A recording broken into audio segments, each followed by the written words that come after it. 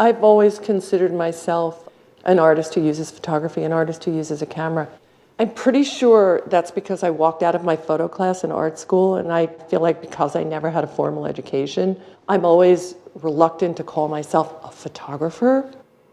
Well, I'm very proud of the fact that I work photographically and I'm self-taught in that way. I still feel like artist with a camera. I think until I used big camera, little camera for my exhibition, I think I wasn't aware of how many layers that photo actually has for me, starting with being some sort of self-portrait of my father and myself, because it's his camera and the camera he gave me, and then my little toy camera, and then everything that I've ever done that involves disparity of scale is in that photo. And all my ambivalence about being a photographer is in that photo, at the same time that all my respect for the tools is there as well.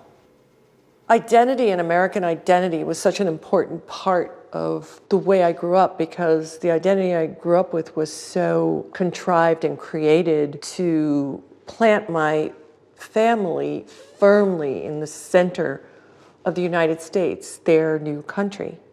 Who you were and how you looked, and whether you were male or female, a boy or a girl, these things were so strict.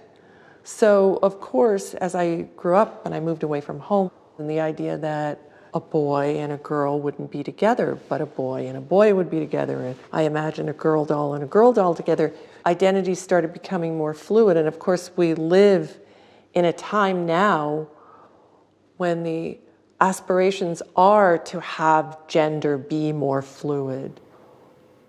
The first pictures I made were about trying to reconstruct a memory and talk about the nature of artifice, talk about both the beauty, the light side and the dark side of what I understood to be happening around me when I was a child. My house looked like the dollhouse looked like my house.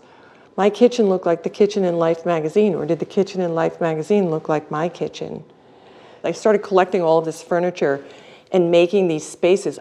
I was most inspired by Gordon Matta Clark, his activity of cutting an abandoned building in half. Of course, he was an activist. He was an incredible artist. And I saw the black and white works that documented the interiors that he literally bifurcated. And I thought, I want my pictures to look like that. So I started constructing rooms. I used walls. I put tables and chairs and play with the scale and the space and shoot from angles that would make you dizzy or nauseate you. Back of my sets were like smoke and mirrors, tape and toothpicks, and the fronts were like walls that were sort of crooked and falling, and furniture that was slightly out of scale. So it felt very much like a collage or even like a movie set. So it was like a very kind of active engagement with this set.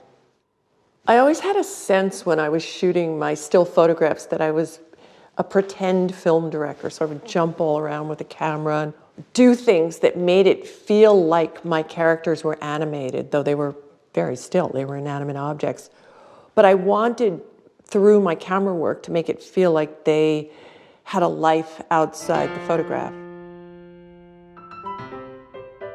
The reason I wanted to make my first film was that I wanted to create a 3-act musical where I said goodbye to 20 some odd years of work and could start over. So shooting a movie and having that kind of focus on actors and faces, felt that I could embrace portraiture or return to a kind of portraiture, because the first pictures I ever took actually privately were pictures of my friends. I constantly returned to the human figure, trying to find a way to make it my work. Shooting underwater, certainly working with models, swimming, I felt like there was a kind of screen between me and the human figure that could make it okay.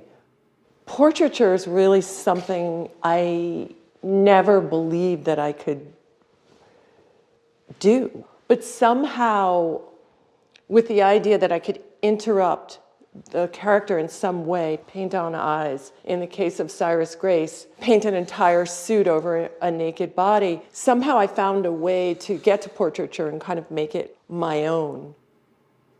My work changes physically and formally, black and white to color, large to small, human to surrogate. So if the last series was black and white and it was really huge, I think it's time to come in and focus and get really colorful, or working with humans, shooting them underwater. They were noisy and annoying.